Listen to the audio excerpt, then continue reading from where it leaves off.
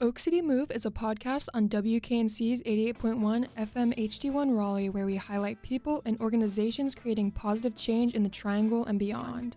Oak City Move can be heard on air every other Monday on 88.1 FM HD1 Raleigh or online at wknc.org/listen.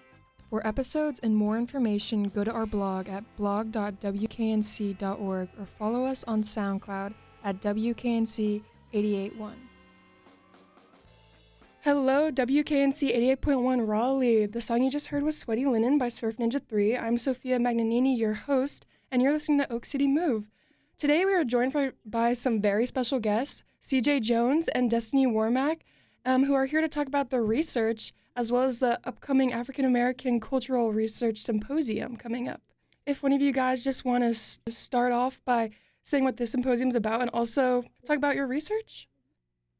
And go first really quick. My name is CJ Jones. I'm a third year in applied nutrition with 2 minors in Africana Studies and global health. My pronouns are she, her, hers, and yeah. Yes, I'm Destinee Wormack. I am a second year doctoral student in the counselor education program here. My pronouns are she, her, hers, and my dissertation research interest is on Black maternal health, looking at the grief experiences following pregnancy loss of a miscarriage, abortion, or involuntary termination. Yeah. So the symposium is called the Symposium of Afrofuturism and Diasporic Scholarship. And so with the symposium is allowing students and community members to share their research as it relates to in different ways of storytelling, discussion circles, creative work, and particularly with CJ and I, we will be doing a poster presentation for the conference. And our presentation, it all revolves around, like Destiny said, the different narratives of women and then of people who do share these Afrofuturistic ideas and concepts to further our scholarship and further our understanding of different topics that relate to the world around us, how we interact with the world around us, and the experiences that people have every single day. Yes, so for our project, or our poster, it is about pregnancy and custody.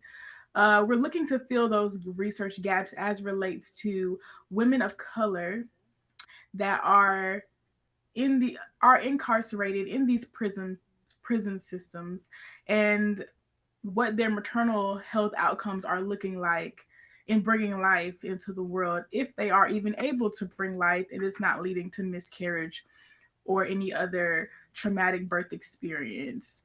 And so looking at what's happening right now and what can be done to implement policy to make some changes that need to be made. I'm really excited to share is to study a population that's underrepresented, population that's not recorded on, a population that you don't hear too much about because that's the point. They don't want you to hear about it. So one part that I'm really excited for this symposium, especially with all the other presenters. There we go. I almost couldn't get the word. Alongside all of our other presenters, I think we're sharing ideas that aren't always inherently talked about. They're not brought up in conversation normally or casually. These are conversations that you have to seek out. So on February 19th, we will be doing the symposium. So, everybody can come to the Witherspoon Center and see all the different presenters from 10 a.m. to 4 p.m. And then we'll just be around to talk to everybody so they can learn about our studies and learn about what we've been looking at. And that's one thing that I'm super excited about. And I'm so excited to see everybody who comes.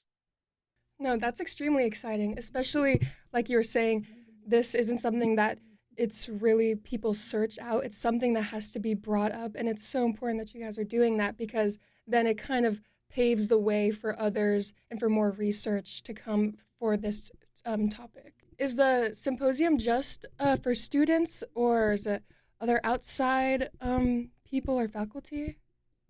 Yeah, it's open to everyone to attend, and there is a variety of people that are presenting as relates to students, faculty, community members, particularly um, this year. I believe it's just students, but again, anyone is able to come and support and learn new information.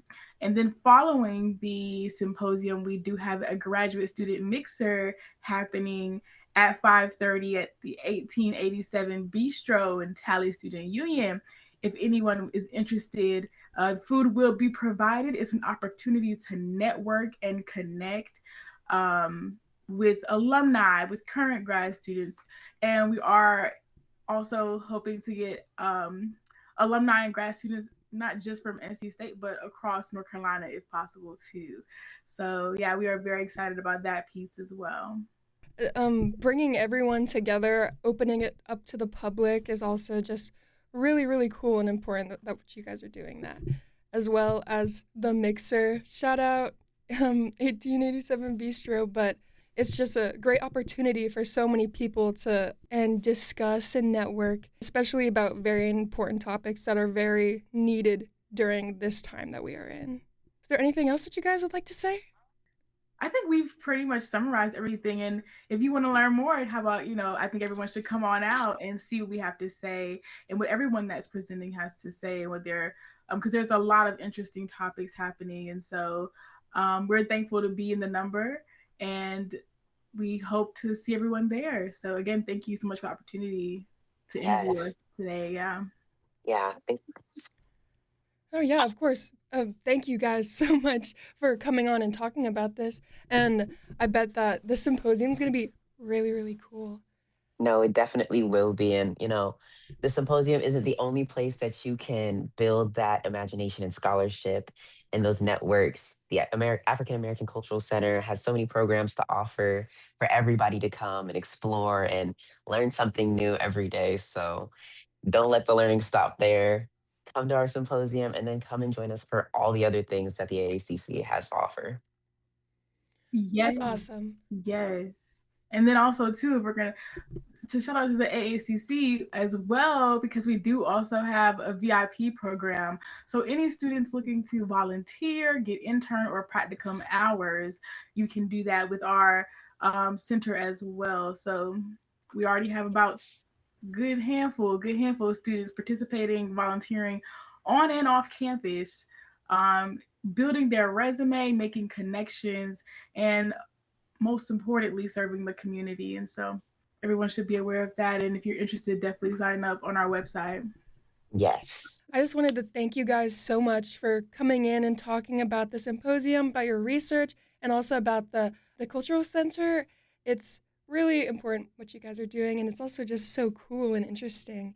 And I bet there's also so many other presentations that are just as cool. So, yeah, everyone listening, go and check that out. But is there anything else you guys would like to add kind of before we sign off?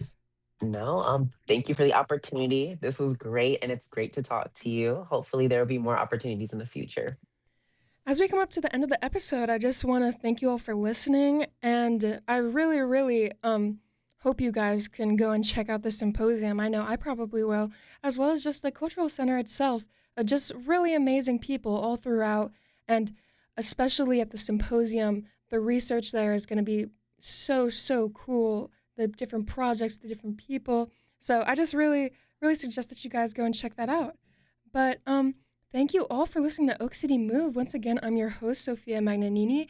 And if you're interested in listening to this episode again or to past episodes of the show, you can go to wknc.org/podcast and make sure to tune into our show every other Monday on WKNC 88.1 FM Raleigh. Have a great day, guys.